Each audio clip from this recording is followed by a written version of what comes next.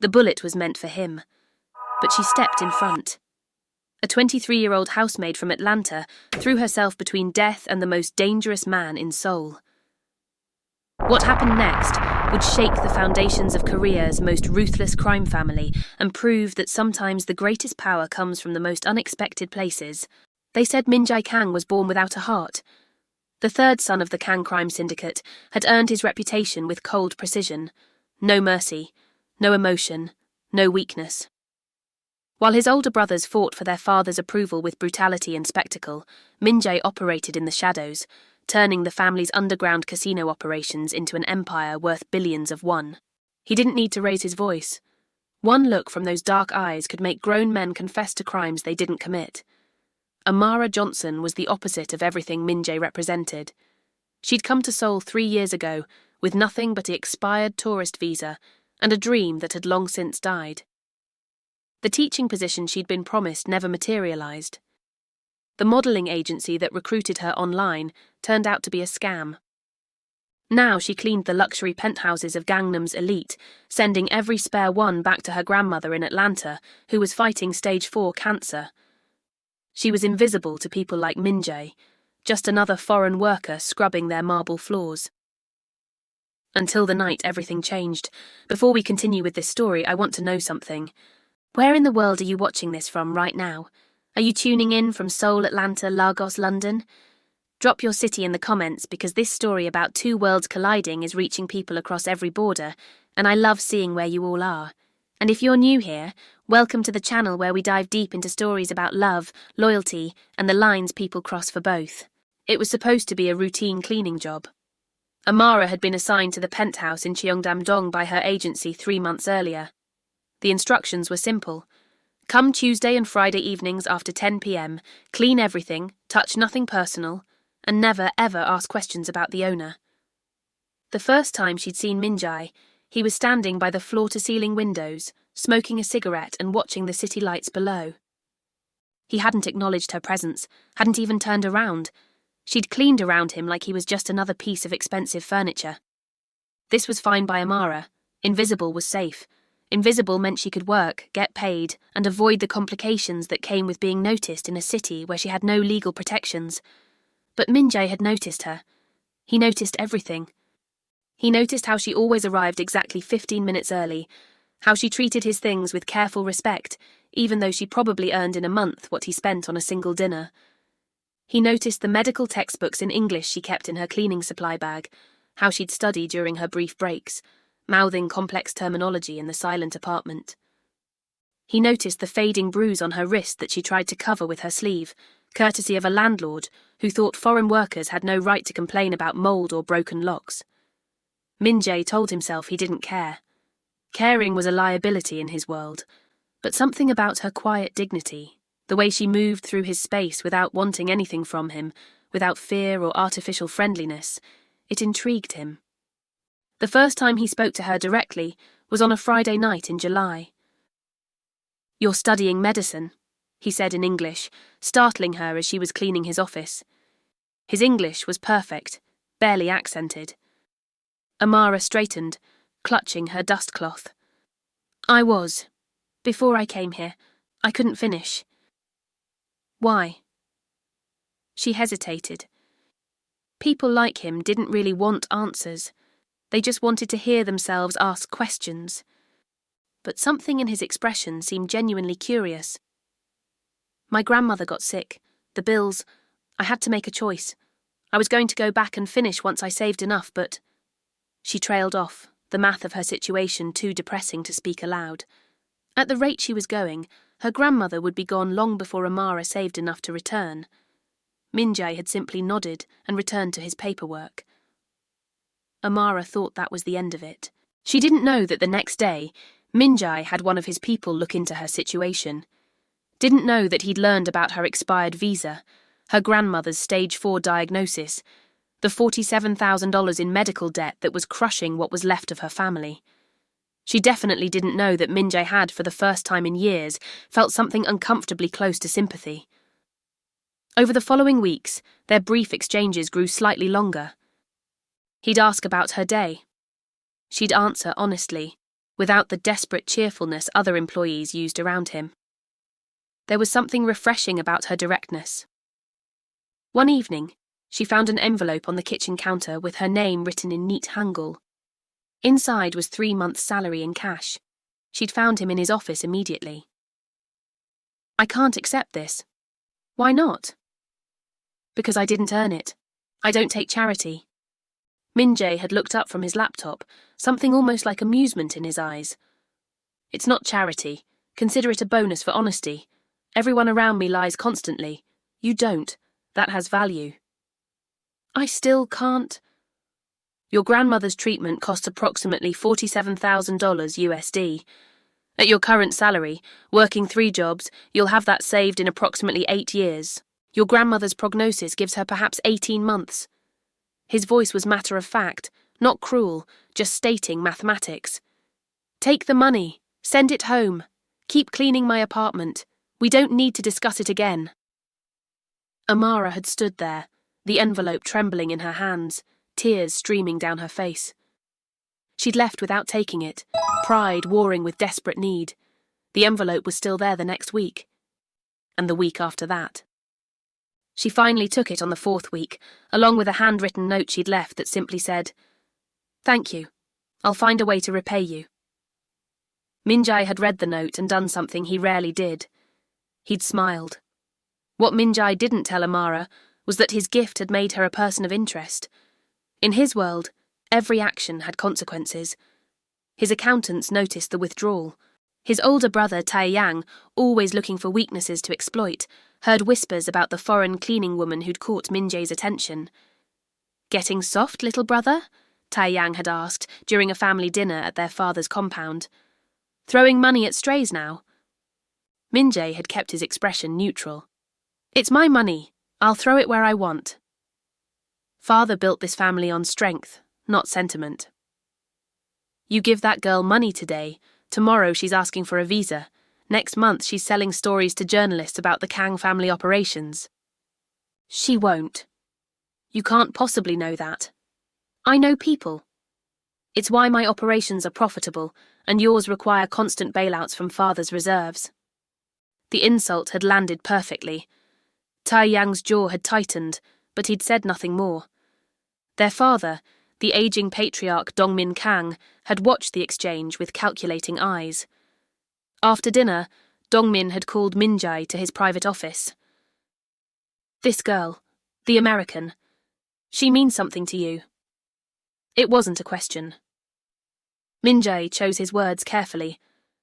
"She's competent and discreet. Good employees are hard to find. Good employees don't require $30,000 bonuses. I have the money. I chose to spend it." Dongmin had studied his youngest son. Of all his children, Min-jae was the most like him, the most dangerous, the most useful, also the most unpredictable. "Your brother is right about one thing. Sentiment is a weakness, but attachment can be weaponized." The old man had poured them both whiskey. "Just make sure you're the one holding the weapon, not the one it's pointed at." Min-jae had left his father's house with an uneasy feeling in his chest. In his world, everything you cared about became a target. He'd learned that lesson young when rivals had kidnapped his childhood dog to force his father's hand in a territory dispute. The dog had been returned in pieces. He'd been 11 years old. After that, Min-jae had made it a policy never to care about anything that could bleed. But somehow, Amara Johnson had slipped past his defences. Not because she was beautiful, though she was, with her warm brown skin and natural hair she wore in intricate braids that reminded him of art. Not because she wanted something from him, because she clearly didn't, had even tried to refuse his help. It was her dignity that got to him, the way she existed in her difficult circumstances without complaint or self-pity, the way she worked 3 jobs without losing the kindness in her eyes, the way she studied medical textbooks she might never get to use because giving up on the dream felt like a bigger failure than acknowledging its improbability. She reminded him of who he might have been if he'd been born into a different family, someone who saved lives instead of taking them. Their conversations grew longer. He'd find excuses to be home when she was cleaning. Would order dinner for 2 and insist she take a break to eat. She'd tell him about growing up in Atlanta, about her grandmother who'd raised her after her parents died, about the American South's complicated relationship with race and class. He'd tell her carefully edited versions of his life, about growing up in a gilded cage, about the weight of family expectations, about the loneliness of being surrounded by people who feared or wanted something from you, but never just saw you. "You chose this life, though," Amara had said one evening, sitting across from him at his dining table, picking at japchae he'd ordered from the restaurant downstairs. "Did I?" Minjai had countered. "I was born into it. You're not your family." "You could walk away." He'd laughed, a bitter sound. "People don't walk away from my family. They get carried away." She'd fallen quiet then, the implications settling between them. She wasn't naive. She knew the expensive apartment, the designer clothes, the way people looked at him with fear. It all pointed to something outside the law. "What exactly do you do, Minjai?" "Nothing you need to worry about. That's not an answer. It's the only answer I can give you, for your own safety." She'd looked at him for a long moment. "I should probably stop coming here." "Probably. But I won't." "Why not?" She'd smiled, sad and knowing. "Because you're the first person in 3 years who's treated me like a person instead of a problem or invisible. And I think I might be the first person in your life who sees you, instead of what you can do for them or what you can do to them." She was right, and that terrified him. It happened on a Wednesday night in September. Amara wasn't supposed to be there. Wednesday wasn't her usual cleaning day. But she'd texted Minjai asking if she could come by early to swap shifts with another worker who'd had a family emergency. He'd texted back a simple, "Yes, come whenever." She'd arrived at 8 p.m. instead of her usual 10 p.m. Used her key code to enter. The apartment was dark, except for the city lights streaming through the windows. She'd assumed Minjai was out. She was in the kitchen, gathering her cleaning supplies, when she heard voices in the living room. Tense voices. One was Minjai, the others she didn't recognize. "You're making a mistake, Kang. Our family deserves respect. Your father agreed to the partnership. My father agreed to evaluate a proposal. Evaluation complete. Answer is no. You arrogant, I think we're done here. Mr. Park will see you out." Amara knew she should stay hidden in the kitchen. This was clearly business. The kind of business she didn't want to know about. But something in the air felt wrong. Dangerous. She peeked around the corner just as everything exploded into motion. One of the men, young with wild eyes, had pulled a gun. Minjai's bodyguard, Mr. Park, was reaching for his own weapon, but he'd been standing too far away, caught off guard by the sudden escalation. The young man was shouting something in rapid Korean, his hands shaking. Minjai stood absolutely still, his face showing nothing. Time seemed to slow down. Amara saw the man's finger tighten on the trigger, saw the angle of the gun pointed directly at Minjai's chest, saw Mr. Park still too far away to intercept. She didn't think. Thinking was a luxury she couldn't afford in that split second. She ran. 3 steps was all it took to put herself between the gun and Minjai. She spread her arms wide, making herself the biggest target possible, and screamed, "No!" The sound of the gunshot was louder than anything she'd ever heard. Then came the impact, like being hit by a truck spinning her backwards. She felt Minjai catch her before she hit the ground. The next few moments were chaos, more gunshots. Shouting. The sound of bodies hitting the floor. Through the haze of pain, Amara was aware of Minjai's face above hers, his perfect composure finally shattered, his hands pressing hard against her shoulder where blood was blooming across her shirt. "Amara! Amara, stay with me. Look at me." His voice sounded strange, desperate. She'd never heard him sound like that. "I'm okay," she managed, even though she definitely was not okay. "Are you okay?" He laughed, a broken sound. "Am I okay? Why would you—" "Couldn't let them shoot you." Her voice was getting weaker. You're my only friend here. You're not dying for me. Do you understand? You're not dying." Mr. Park was suddenly there, phone pressed to his ear, barking orders in Korean. Behind him, Amara could see 3 bodies on the floor. All the men who'd come to threaten Min-jae. "Sir, the doctor is 5 minutes away. We can't take her to a hospital. There will be questions." "I don't care about questions. She needs— The doctor is better, discreet. He can handle this. But sir, we need to move. If they sent these men, they'll send more when they don't report back." Min-jae looked torn between staying with her and taking control of the situation. Amara made the decision for him. "Go. Do what you need to do." "I'm not going anywhere." She tried to smile. Too tired to move anyway. He'd pressed his forehead briefly to hers, a gesture so intimate and vulnerable it made her heart ache even through the pain. Then he was up, his mask sliding back into place, issuing orders in rapid Korean. The last thing she remembered before losing consciousness was thinking that she was probably going to die in a penthouse apartment in Seoul, and somehow, saving Min-jae made it feel worth it. When Amara woke up, she was in a bedroom she didn't recognize. Not a hospital. Expensive sheets, medical equipment beeping softly beside the bed, an IV in her arm. And Min-jae, sitting in a chair beside her, his clothes still bloody, his face exhausted. "You're awake." His voice was rough. "How long?" 14 hours. The bullet went through your shoulder, missed the major arteries by centimeters. Dr. Lim says you'll make a full recovery, though the scar will be significant. She processed this. Alive. That was more than she'd expected. The men who— Dead. All 3. Mr. Park is efficient. Are you in trouble? No more than usual. The Park family was overreaching. They'll think twice before trying again. He leaned forward, his eyes intense. "Why did you do it? You could have stayed hidden in the kitchen. They never knew you were there." Amara thought about this. The real answer was complicated.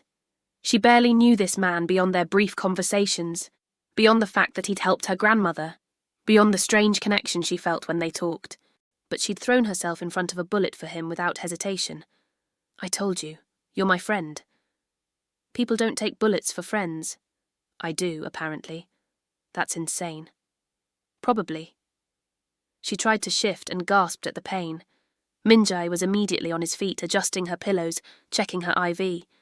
"You're being very nice, it's unsettling." "You saved my life."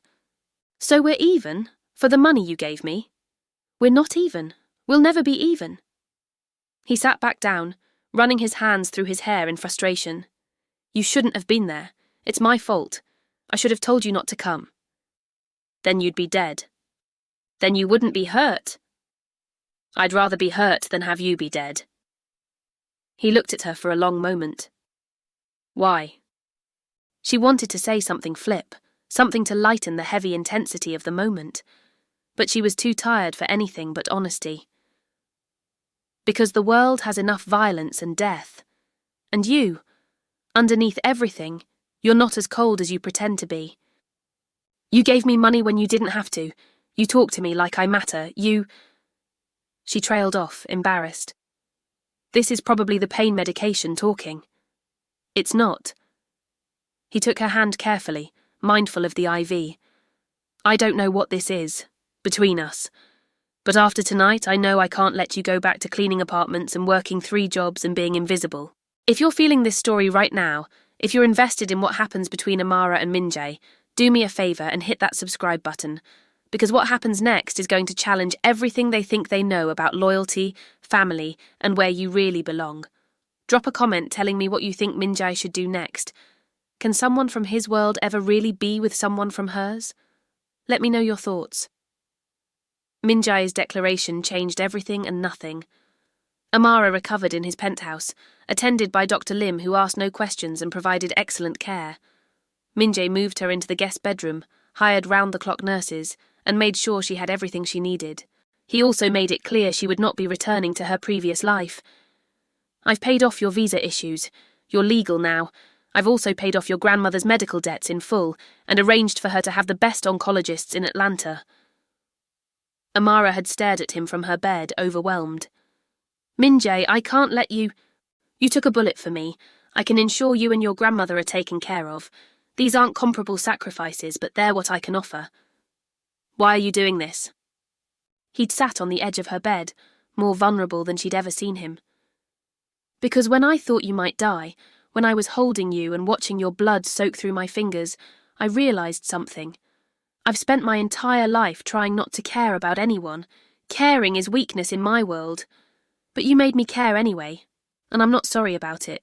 Your family won't accept this. Accept me. My family doesn't get a vote.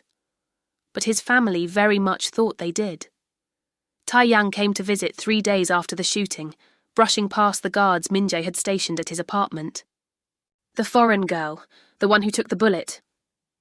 Tae-yang stood in the living room, his expensive suit immaculate, his expression contemptuous.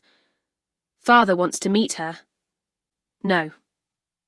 That wasn't a request, little brother. Father has questions about the Park family incident. She was a witness. She was unconscious 30 seconds after the shooting. She saw nothing.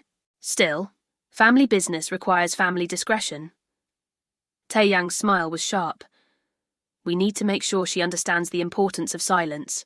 Sometimes foreigners don't understand our ways. They need education. The threat was clear. Min-jae's voice dropped to a dangerous level. If anyone touches her, if anyone even makes her uncomfortable, I will burn our family's operations to the ground. Do you understand me? Bold words for a third son. Try me. Tae-yang had left, but the message was clear. Amara was now a complication in family politics.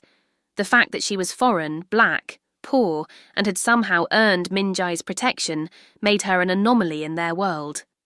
Anomalies got eliminated. When Min-jae explained this to Amara, she'd been quiet for a long time. I should leave Korea. Go back to Atlanta. Your family? No. Min-jae, be reasonable. I'm putting you in danger just by being here. You're the only real thing in my life. I'm not letting them take that away. What are you saying? He'd taken both her hands in his, careful of her healing shoulder. I'm saying that I love you. I don't know when it happened. Maybe when you tried to refuse my money. Maybe when you studied medical textbooks in between cleaning my floors. Maybe when you threw yourself in front of a bullet without hesitation. But I love you and I'm done pretending I don't. Amara felt tears streaming down her face.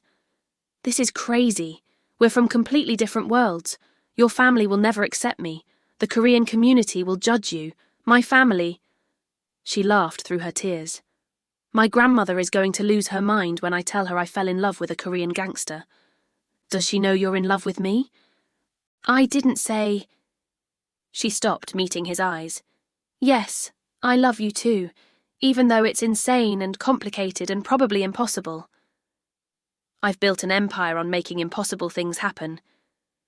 He'd kissed her then, soft and careful, mindful of her injuries. Let me make this possible. The next 3 months were the happiest of Amara's life and the most dangerous. Min-jae was true to his word. He protected her, supported her, and made it clear to his organization that she was under his personal protection. But the tension with his family grew. His father demanded meetings that Min-jae refused to attend if Amara couldn't come. His brother Tae-yang made increasingly aggressive moves to undermine Min-jae's operations. The other crime families watched with interest, scenting weakness. Amara returned to her studies, enrolling in medical courses at a university with Min-jae's financial support. She moved through her days hyper-aware of the bodyguards that now followed her everywhere, of the weight of being loved by someone so dangerous. The breaking point came at the annual Kang family gathering. Min-jae had insisted on bringing Amara, making a public statement about her importance to him. His father, Dong-min, had greeted her with cold politeness. His mother hadn't greeted her at all, turning away as if Amara didn't exist. The extended family members had stared with open curiosity and thinly veiled disdain. Tae-yang had been the only one to engage directly, cornering Amara in a hallway while Min-jae was in a meeting with the family accountants. You really love him? My cold, calculating little brother? Yes. Love won't protect you in our world. You know that, right? You're a liability. The other families already see you as his weakness. How long before someone kidnaps you to get to him? How long before loving you gets him killed? That's not... It is. You took a bullet for him once. Noble. Stupid, but noble. But you're making him vulnerable every day you stay. Every moment he spends worrying about you is a moment he's not focused on survival. Tae-yang leaned closer. If you really love him, you'll leave. Let him focus on what matters: family, business, staying alive. The words haunted Amara for days. When she finally told Min-jae about the conversation, his response was immediate. We're leaving Korea. What? I've been making arrangements, transferring assets, setting up operations that can run without me. We can go anywhere. New York, London, back to Atlanta if you want. Somewhere my family can't dictate our lives. Min-jae, you can't abandon your family's business because of me. Watch me. He pulled her close. I've spent 29 years serving a family that sees me as a tool, not a son. Building an empire I don't believe in. Hurting people for profit. You're the first person who's ever made me want to be better. The first person who's seen me as just Min-jae, not the Kang family attack dog. I'm not giving that up. But you'd resent me eventually, for making you choose. I'd resent myself more for letting you go. Amara realized in that moment that she had a choice to make. Stay and accept the danger, the isolation, the weight of being with someone from a world so different from her own. Or leave, protect them both, return to her own life. Neither option felt right, but then she thought about the moment she'd stepped in front of that bullet. She hadn't thought about consequences then. She'd just known that losing Min-jae was unacceptable.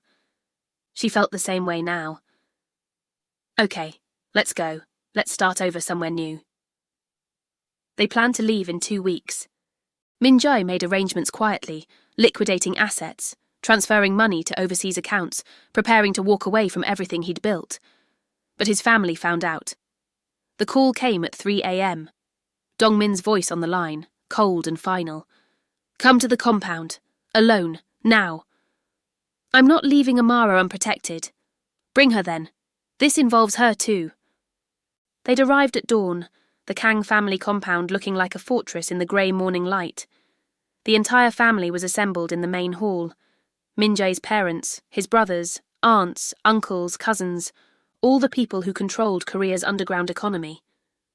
Dongmin stood at the head of the room, his presence commanding despite his age. You plan to leave us, to abandon your family for this girl. Min-jae's voice was steady. I plan to leave the business. I'll always be your son.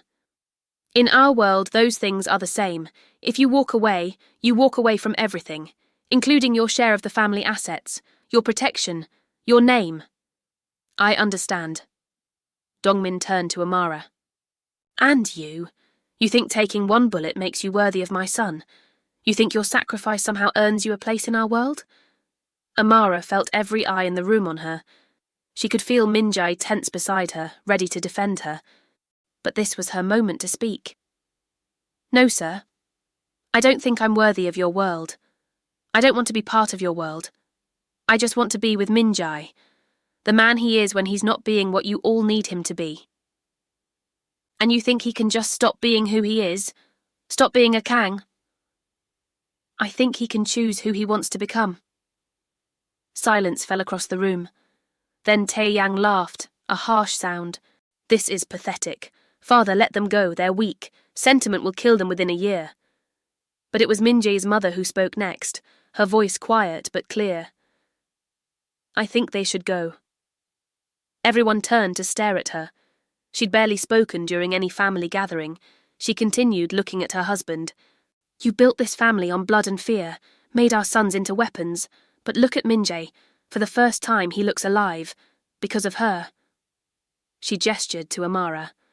Maybe it's weak, maybe it will destroy him, but maybe there's more to life than what we've built here. Dongmin studied his wife with an expression Amara couldn't read. Finally, he spoke. Leave then. Take your share of the business assets. I'll transfer everything to neutral accounts. You'll have no obligations to the family and no protection, but also no interference. He looked at Min-jae with something that might have been sadness. I hope you find what you're looking for. Thank you, Father. Don't thank me. I just don't want to bury another son. That was 6 months ago. Today, Amara and Minjae live in a brownstone in Brooklyn. She's back in medical school, about to start her clinical rotations. He started a legitimate investment consulting firm, using his strategic mind for legal purposes for the first time in his life. They're building something new. Something clean. Something theirs. Her grandmother flew out last month, healthy and in remission, and spent 2 weeks making Korean-American fusion dishes in their kitchen and telling Minjae embarrassing stories about Amara's childhood. It's not perfect. Minjae still has nightmares about his old life. Amara still can't quite believe she's safe. They're learning each other's languages, each other's cultures, figuring out how to blend two completely different worlds into something that works for them. But every morning Minjae wakes up and chooses her, and she chooses him right back. That's enough. If this story moved you, if you're rooting for Amara and Minjae, I want to know. Hit that like button, subscribe to the channel for more stories about love that crosses every boundary, and drop a comment telling me what you think happens next for them. Do they finally find peace? Does Minjae's past catch up to them? Let me know what you want to see next. Remember, the greatest love stories aren't about perfection. They're about two people choosing each other despite every reason not to. About looking at someone from a completely different world and saying, yes, you're worth it. Sometimes the most powerful thing you can do is step in front of a bullet for someone. And sometimes the most powerful thing they can do is prove every day that your sacrifice mattered. This is the story of a maid and a mafia boss, a bullet and a choice, two worlds colliding and creating something entirely new. Thanks for watching. I'll see you in the next story.